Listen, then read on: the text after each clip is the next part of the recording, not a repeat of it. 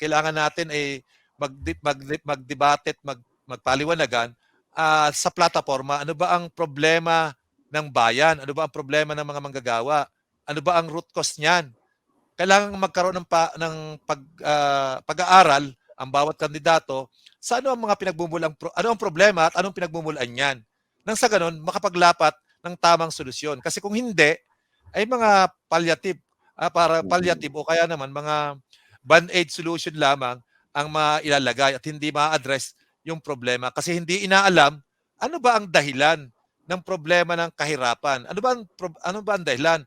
Bakit may contractualization? Ano ba ang dahilan? Bakit bababa ang sahod ng mga manggagawa? Ano ba ang dahilan? Bakit mataas ang presyo? Kailangan tukuyin anong pinagmumulan niyan. Dahil kung hindi, dadaan nila sa kung nagugutom ang mga manggagawa, di bigyan ng ayuda. Kung nagugutom ang Tama. ating mga kababayan sa komunidad, bigyan ng ayuda. Hindi na-resolve yung problema ng ating mamamaya, yung problema ng ating bayan sa ganung paraan na para bang nagugutom, di bigyan ng pagkain. Dapat alamin bakit ba siya nagugutom? Bakit ba siya walang trabaho? Bakit ba itong ating tayo nagiging contributor sa pag-init ng mundo? Parang kailangan aralin ano ang pinakadahilan Ugat. para nang sa gano'n. Mm. Doon tingin ko mahalagang umikot ang usapin ng ngayon, mula ngayon bago mag-eleksyon, kaysa doon sa pakaway-kaway, pa motorcade.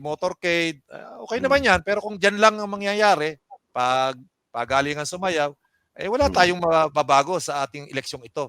Kung ano yung nangyari sa ating eleksyon nakaraan, malamang ang resulta nito ay ganoon din ang mangyayari sa ating buhay.